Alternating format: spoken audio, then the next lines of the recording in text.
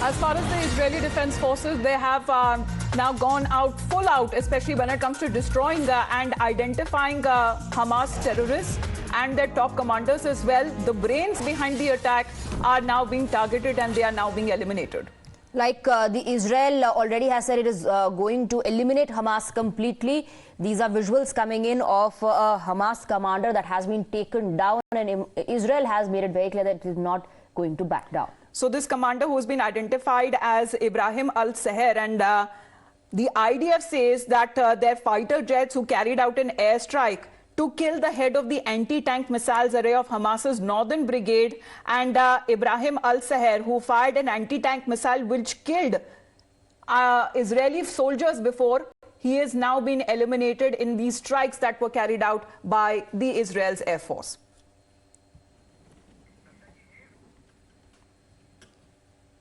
We continue to get all these breaking updates as far as Israel-Hamas war is concerned. Pradeep is with us on the broadcast. Pradeep, IDF in fact has also put out a tweet saying, we told you, we promised you, we'll take out these Hamas commanders and eliminate the terror organization, and we take our word very seriously.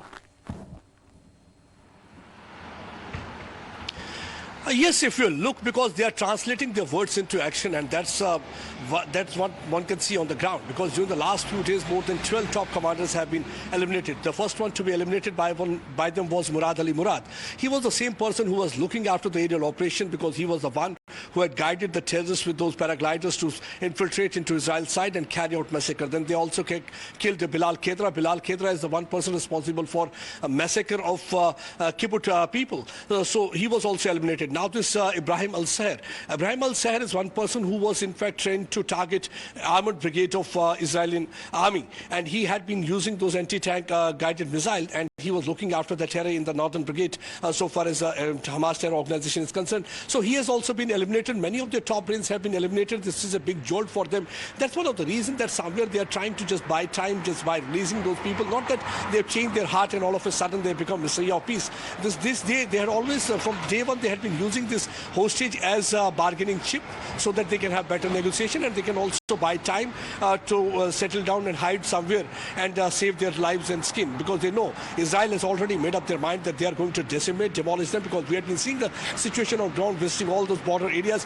They are just waiting for that one green signal when they can intrude into Gaza and once dismantle and decimate their terror dens. The only thing that is preventing them, there are two things. One, they are trying to avoid any kind of a collateral damage. Still, Palestinians are there. They've already made it clear this is not a war against Palestinians. This is a war against terror organization Hamas. And they're also trying to send a message loud and clear to that lobby and that terror ecosystem who are coming out on streets and protesting in different parts of the world, trying to tell them, see, don't try to project these villains as victims and try to project Israel as oppressor. Israel is not the oppressor. Israel is only retaliating and responding to the situation that was created by Hamas on October 7 when they intruded into this site and resorted to savagery and barbarism and brutality.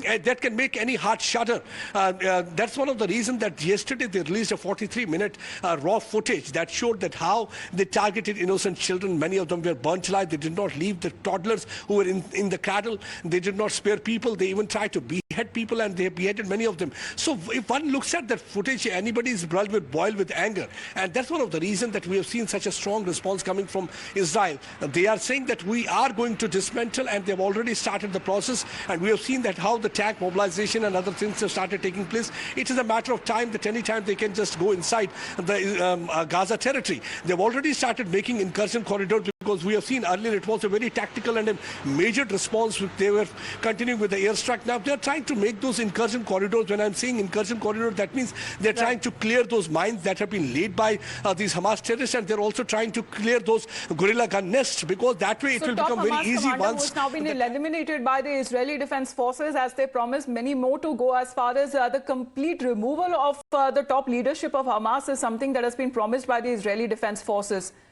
Pradeep, thank you very much for joining in.